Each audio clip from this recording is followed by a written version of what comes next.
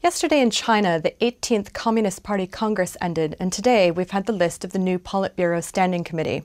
I'm Stephanie Hare, Senior Analyst for Western Europe at Oxford Analytica, and joining me in conversation about the leadership change in China is my colleague, Benjamin Charlton, our Asia-Pacific Analyst.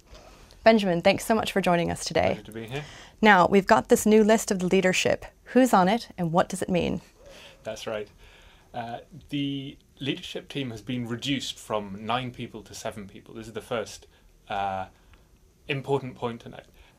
The two already very well-known names on the list are, of course, Xi Jinping, the new General Secretary, the leader of the Communist Party, and Li Keqiang, who is slated to become China's next premier. These two represent the two main factions within the Communist Party. Xi Jinping is a elitist, as they call it, a princeling, the son of a high-ranking party official, relatively privileged background, a career spent in prosperous coastal provinces, and this faction, which is affiliated to the former president Jiang Zemin, is seen as having a relatively pro-business orientation. The other faction is represented by Li Keqiang. This faction, the populists as they call them, is affiliated to the outgoing president Hu Jintao, and its members tend to come from poorer backgrounds, inland areas, and they, in terms of policy, have a greater emphasis on welfare, health, social justice, regional development, that kind of thing. So the members of the Standing Committee are split between these two factions. And this time, this lineup, it's really been Jiang Zemin's elitist faction which has come out on top. They've got 5 of the 7 positions. Now, does this change in leadership equate to a change in mandate?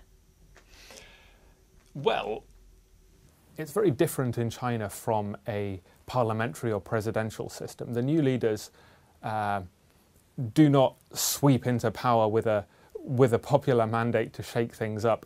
On the contrary, they are groomed by their predecessors. They are mentored by their predecessors. Their predecessors are still around, not in the public eye anymore, but they'll still have a measure of influence. So they really don't have a mandate to break with the past and set out in a new direction.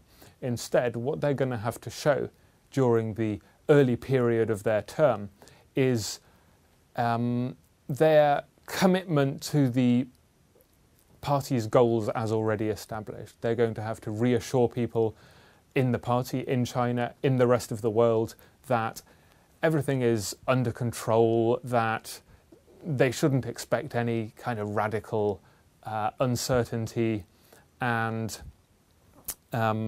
really this is going to be their focus. Whatever ideas they have for reform, for changing things, we're not going to see them till much further down the line. Now, if we could look further down that line, what I'd be interested to hear your thoughts on are what kind of political reforms might be on the horizon. Yes, political reform is something we've heard a lot about in the media the last few weeks. It's something we've also heard a lot about from China's outgoing leaders themselves. Wen Jiabao in particular, it's almost a sort of buzzword for him, political reform. What we haven't seen is any substance. We haven't seen anything to suggest concrete measures being planned, about to be introduced. It's all been very vague and aspirational. Whatever political reforms we do see are going to have the objective of keeping the Communist Party in power. Nobody is envisaging some kind of liberalisation, some kind of move towards multi-party democracy. That's out of the question. What they have in mind is administrative measures, really, which will increase the credibility of the Communist Party, to make it appear more transparent, more responsive to what the public wants.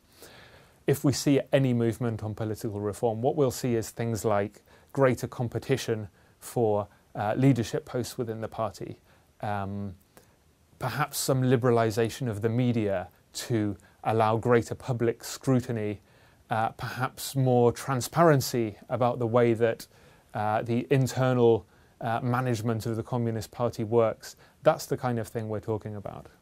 Now, Benjamin, we've had the euro area figures out today confirming that the region is indeed in recession, as expected. It's also supposed to be in recession for 2012. The one bright spot on the European horizon is hopes that demand from China will pick up in 2013.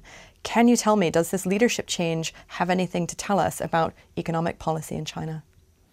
Well, what the new leaders don't want is a drastically slowing economy during the early part of their time in office.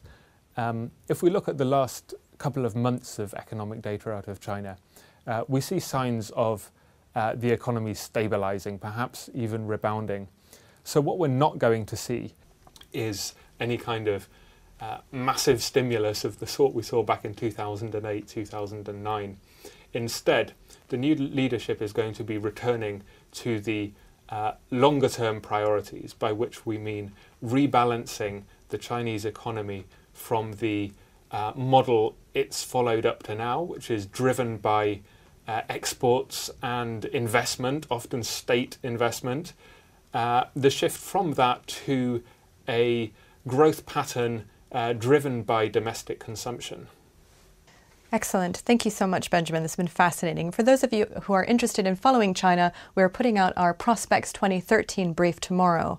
If you have any questions about China or indeed the rest of the world, you know where to contact us at our website here at Oxford Analytica. Thank you very much.